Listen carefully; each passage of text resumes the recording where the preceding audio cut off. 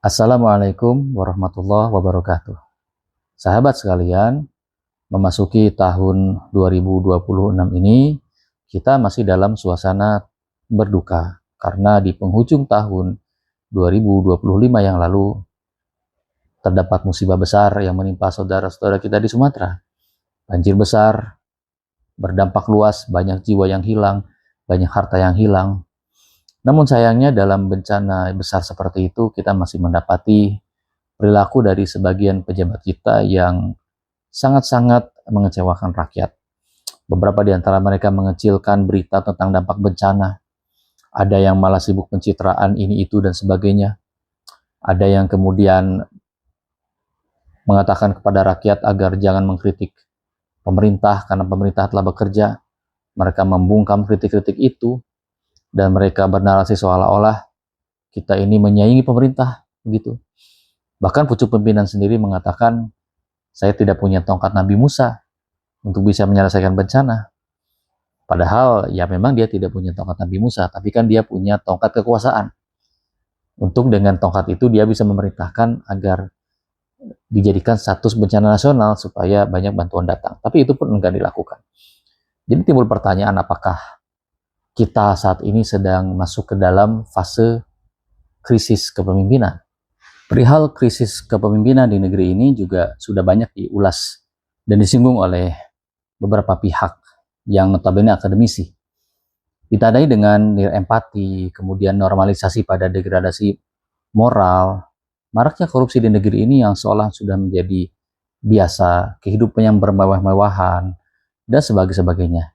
Di tengah bencana yang menimpa saudara-saudara kita yang mereka terisolir, mereka kekurangan air bersih, makanan, dan sebagainya, rasanya kok adanya sikap yang masih menyepelekan bencana itu di tengah kemudian keglamoran yang mereka nikmati ini menjadi sebuah gap yang tercipta yang sangat memprihatinkan kita semua.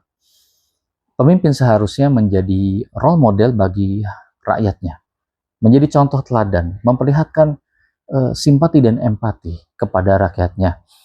Pemimpin seharusnya bisa merasakan penderitaan rakyat dan tidak kemudian menormalisasi hal-hal yang menyakiti hati rakyat. Nah, di tengah-tengah kegelisahan masyarakat kita masih saja mendapati banyaknya kasus korupsi dan sebagainya.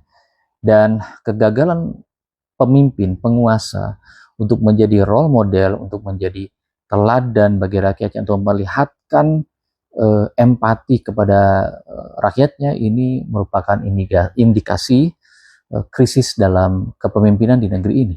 Perilaku yang mencerminkan krisis kepemimpinan seperti itu memang merupakan konsekuensi yang lahir dari dijadikannya sekularisme sebagai asas kehidupan bernegara. Sekularisme artinya memisahkan agama dari kehidupan. Memang jika agama dipisah dari kehidupan, pastilah akan terjadi kerusakan. Sebab ketika agama tidak dilibatkan dalam kehidupan berbangsa dan bernegara, akibatnya tidak ada faktor pengendali dari segala sifat-sifat yang buruk yang ada di dalam diri manusia, termasuk dalam diri seorang pemimpin.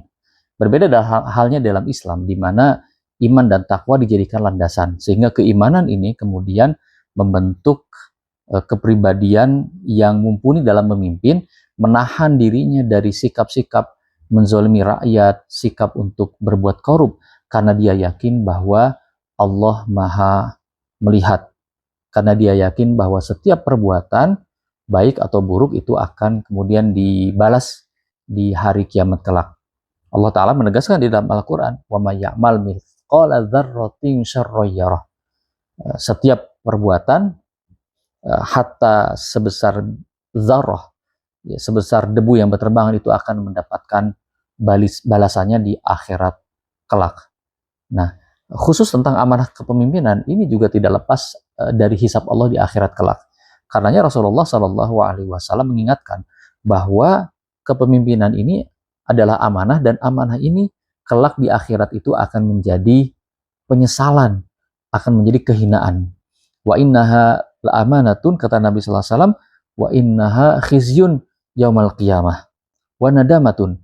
Jadi kepemimpinan itu adalah amanah, Dan kalau salah dalam melangkah, salah dalam mengelola kepemimpinan, maka jabatan dan kepemimpinan dan kekuasaan itu bahkan menjadi kehinaan dan juga penyesalan. Menyesal kenapa kemudian selama menjabat malah korupsi, selama menjabat malah tidak mengayomi rakyat, selama menjabat malah kemudian berpihak pada para oligarki, ketika menjabat malah memberikan izin-izin untuk mengeruk kekayaan rakyat dan seterusnya. Ini akan menjadi penyesalan.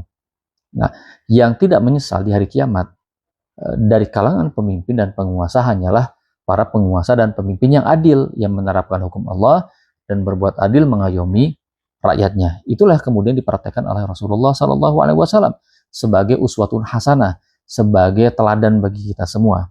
Nabi SAW bahkan beliau itu merasa takut bahwa nanti di akhirat akan dituntut oleh orang-orang yang dizolimi oleh beliau. Padahal beliau adalah orang maksum.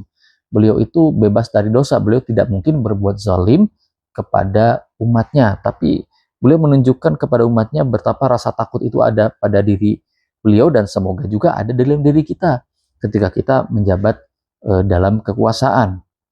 Kita lihat produk pendidikan Rasulullah SAW, yaitu Khulafaur Rasyidin.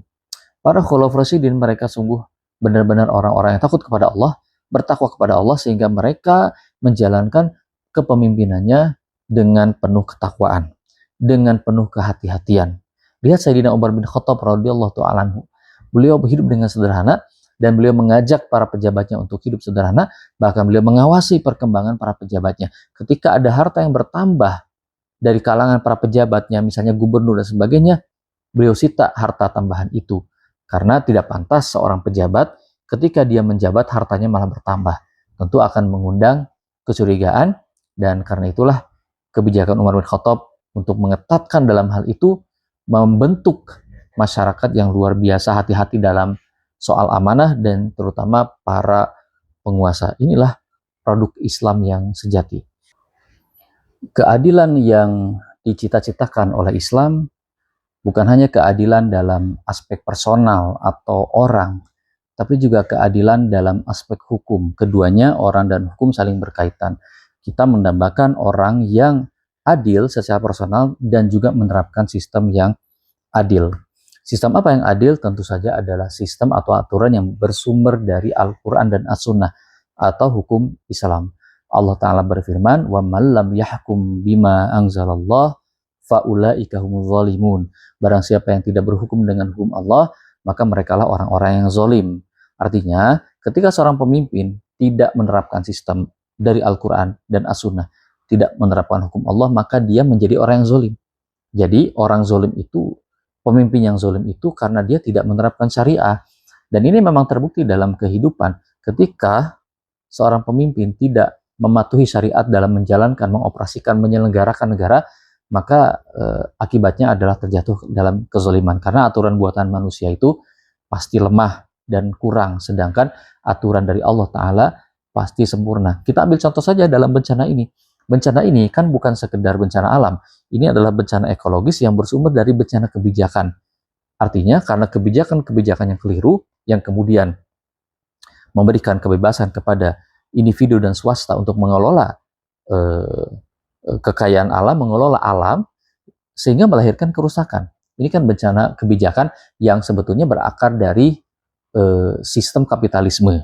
Ya memang dalam kapitalisme, semua aset, semua komoditas bisa dijadikan kepemilikan individu.